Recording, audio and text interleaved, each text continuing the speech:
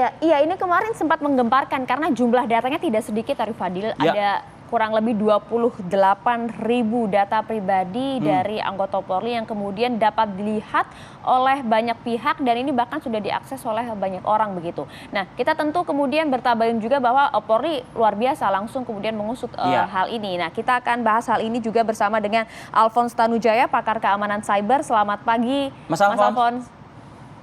Selamat pagi Maria, selamat pagi Arif. Selamat pagi. Ya, juga sudah terhubung bersama kami Mas Alphonse, ada Albertus Wahyu Rudanto. Ini adalah komisioner dari Kompolnas. Selamat pagi. Selamat pagi Mas Wahyu.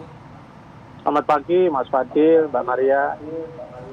Ya, saya mau ke Anda Mas Wahyu. Jadi begini, kemarin pada saat kemudian data, ya memang pembobolan kalau kita bicara di Indonesia sudah beberapa kali. Terakhir ini bahkan Polri yang kemudian sangat kaget juga masyarakat melihat hal ini. Kemudian kinerja Polri pun disorot. Kompolnas melihat hal ini bagaimana? Ya. Terima kasih Mbak Maria. Jadi begitu saya mengikuti di medsos, saya langsung konfirmasi ke Mabes Polri. Nah, diinformasikan memang sekarang ini sedang ditangani dan didalami oleh Direktorat Cyber Polri. Oke, itu urusannya Mabes Polri ya, apakah ada unsur pidana atau tidak. Tetapi Kompolnas melihat ini merupakan, kita ambil hikmahnya saja lah, hikmahnya bahwa kita harus sadar betul bahwa kita ini sekarang hidup di era digital, di mana yang namanya pengamanan data itu menjadi sangat penting karena ini menyangkut institusi besar. Polri ini adalah institusi dengan jumlah personil 460.000 lebih, di mana 92% itu bintara, yang pendidikannya hanya sebentar. Jadi yang perwira itu hanya 8%. Nah, sementara kalau kita lihat fasilitasnya, memang ini butuh perhatian khusus. Kami di Kompolnas itu sesuai dengan amanah undang-undang, kami punya tanggung jawab untuk memberikan arah bijak mengenai soal SDM, soal sarpras, soal anggaran dan operasional. Nah, ini bicara kita terkait di sini karena soal data internal ini kan terkait dengan infrastruktur, itu kan sarpras, teknologi, kemudian SDM. Ketika tata kelola ini tidak berjalan dengan ideal atau dengan bagus, akan menjadi masalah seperti ini. Jadi bagi kami Kompolnas melihat, apalagi sekarang ini Kapolri kan punya tagline presisi, di mana yang di depan itu adalah predictive policing. Kemudian ada poin juga harapan menjadikan era ini polis 4.0, polisi 4.0. Saya kira ini menjadi perhatian kita bahwa jangan hanya bicara soal tupoksinya saja, tapi bicara juga internalnya. Nah, karena data ini penting. Kalau saya sudah baca yang di Twitter sudah saya coba download, saya baca mayoritas merupakan keputusan sidang disiplin. Artinya itulah keputusan, kan kalau di Polri itu ada sidang etik, kemudian sidang disiplin. Nah, ini keputusannya, dan itu terekspos. Nah, ini menjadi berbahaya ketika apakah itu data pribadi atau data itu data terbuka, kemudian sekarang menjadi data terbuka. Nah, ini saya kira menjadi catatan siap ya. Gimana Mas? Ya, jadi gini Mas Wahyu, bagaimana kira-kira Kompolnas bisa memberikan masukan pandangan kepada Polri di tengah keberhasilannya ya dengan jargon presisi tersebut begitu.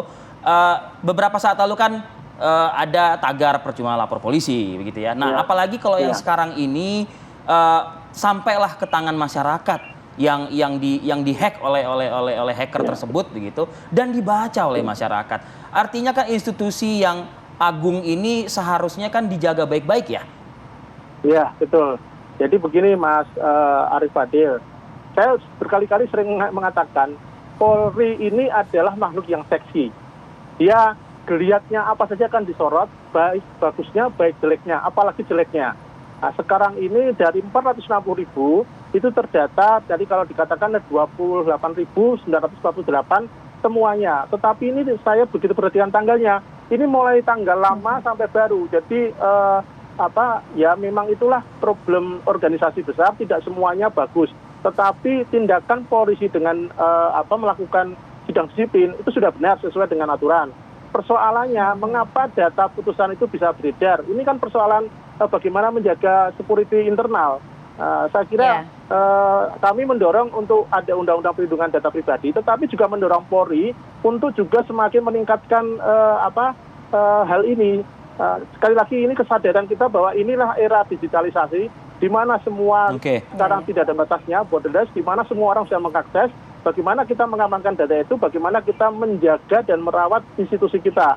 Nah, itu kan tidak hanya dengan perintah, tapi kan juga dengan tindakan. Tindakan itu apa? Tindakan itu adalah tata kelola yang bagus. Tindakan itu adalah bagaimana mempersiapkan anggaran, mempersiapkan infrastruktur. Saya melihat anggaran Polri sekarang ini keteteran karena hanya habis untuk biaya-biaya operasional, penyidikan lah, kemudian pengamanan dan sebagainya. Sementara ada anggaran yang lebih penting, yaitu anggaran bagaimana menjaga organisasi ini juga solid. Istilahnya ini back office-nya lah. Jadi back office-nya ini kan juga harus bagus. Lapangannya bagus, menangkap teroris bisa, menjaga demo bisa, kemudian menangkap penjahat cepat. Tapi kalau data back office-nya parah kan juga menjadi risiko tinggi. Itu pandangan kami. Oke. Jadi, saya mau ke Mas Alfon. Mas Alfon, Anda melihat hal ini bagaimana, Mas Alfon? Kok kemudian nampaknya dari narasi yang kita lihat ya di akun si hacker Brazil ini, kok cukup mudah gitu nampaknya? Kalau saya pertanyaan saya ke Mas Alfon gini, siapa sih hacker Brazil ini? Silakan Mas Alfon. Tentu saja. Dia kan mengakunya hacker Brazil, tapi ya kita jangan langsung percaya. Di internet itu kan tidak ada yang kita percaya orang ngakunya perempuan cantik, tahu-tahu dia laki-laki tulen gitu. Nah, yang perlu jadi perhatian adalah aksi dari Pertas ini, di mana langkah pertamanya dia meretas BSSN itu ada kemungkinan kebetulan, ya kan, bahwa dia berhasil masuk, dia katanya waktu itu balas dendam. Tetapi langkah berikutnya dia meretas BPPT. Lalu terakhir sekarang yang diretas adalah Polri. Jadi saya mengharapkan tidak ada benang merahnya dari tiga hal itu. Tetapi saya sarankan dari pihak Polri perlu melakukan investigasi forensik yang mendalam atas kejadian ini. Saya pikir bisa didapat banyak kesimpulan dengan investigasi forensik digital, di mana akan sedikit terlihat lah bagaimana tekniknya, bagaimana caranya. Dan ada satu hal yang perlu menjadi perhatian dari masyarakat dan terutama Polri juga, bahwa di era digital ini sekarang yang menentukan tuh bukan kekuatan fisik. Jadi kalau kita ngomong preman tuh kekuatan fisik, mereka punya senjata.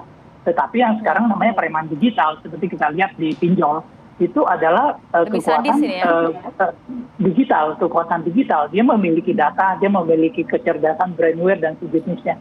Itu yang lebih menentukan di era digital itu. Jadi mungkin itu perlu menjadi perhatian Polri dan institusi lain, bahwa perlu memperkuat brainware-nya dari anggota-anggotanya. Jadi jangan cuma fisikalnya. Iya.